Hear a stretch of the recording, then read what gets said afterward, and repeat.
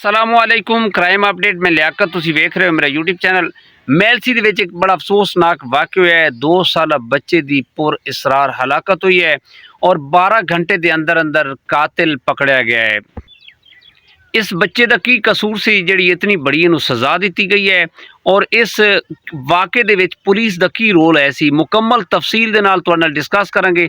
साडे इस चैनल को सबसक्राइब करो, बैल आइकन बटन नूं प्रेस करो और वीडियो नूं शेयर करो और कमेंट दे विच इस वाक़े का इजहार राय लाजमी देना। जिला विहाड़ी की तहसील है मेलसी दे विच जिहड़ा थाना लगदा है करमपुर थाने दे इलाके दे विच इह अफसोसनाक वाक़या होया। थाना करमपुर दे विच अगवा का मुकदमा दर्ज किया गया है नामालूम के खिलाफ और कार्रवाई शुरू कर दी गई है। थाना करमपुर दे विच कॉल मसूल हुई कि एक बच्चा लापता हो गया है, उसकी उम्र है 2 साल और उसका नाम है अब्दुल हादी।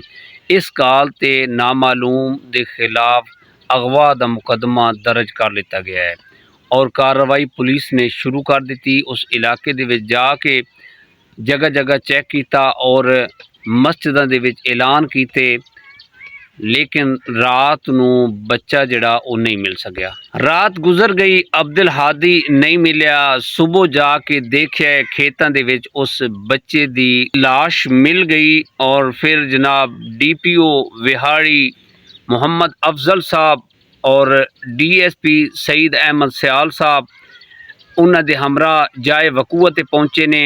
क्राइम सीन का मुकम्मल जायज़ा लिया DPO साहब ने और DSP साहब ने और फॉरेंसिक टीम ने शवायद इकट्ठे करने शुरू कर दिते और आस पास ओवरऑल सर्च शुरू कर दी। मुकदमे नूं ट्रेस करन लई टीमां तश्कील दे दित्तियां गईयां ने। मशकूक हालात के पेश नज़र तफ्तीश का दायरा बढ़ाया गया और इंकशाफ होया कि इस अब्दुल हादी दी जिहड़ी कातिल है वो इसकी चची निकली। नजमा बीबी की शादी 3 साल हो गए सी और इसकी औलाद होंदी आई, लेकिन उन्हां दी डेथ हो जाती है, यानी कि बच्चे मुर्दा पैदा होंदे हैं, बाज़ बच्चे पैदा होंदे हैं और मर जाते हैं। अच्छा, नजमा बीबी ने यकीन हो गया और किसी बंदे ने इनू शक च पाया कि तेरी जेठानी तेरी उत्ते तवीज़ पाए हुए ने कि तू बे औलाद रहें, बांझ रहें और तेरी औलाद ना होवे। एनू ये दुख जड़ा सी और ये वरम खाई जा रहे सी कि मेरी जेठानी मेरे उत्ते तवीज़ धागा कर रही है। इस रंजिश पारों इसने अब्दुल हादी की जान ले ली, उसनू लैके खेतों दे विच लै गई है और इसने उत्थे उस छोटे बच्चे मासूम बच्चे नू पानी दे विच एक जहरीली चीज़ दी है कि वह बेहोश हो गया है। जदों छोटा अब्दुल हादी बेहोश हो गया सी, इसने ब्लेड दे नाल उस दे जिहड़े जिस्म दे अज़ा सी वो कटने शुरू कर दिते, उसके टुकड़े किए और फिर ये मौके ते फरार हो गई सी।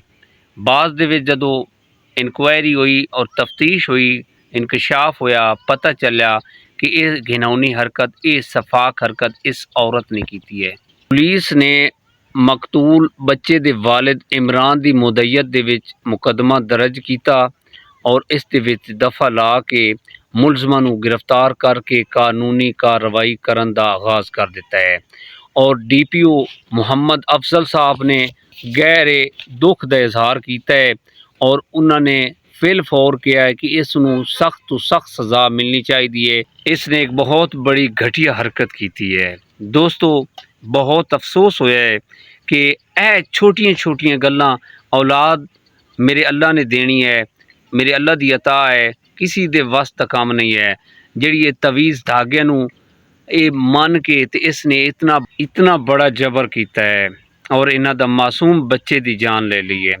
मेरी ये गुजारिश है कि इस नूं भी कैफे किरदार तक पहुँचाया जाए जो सफाक हरकत इस औरत ने की है।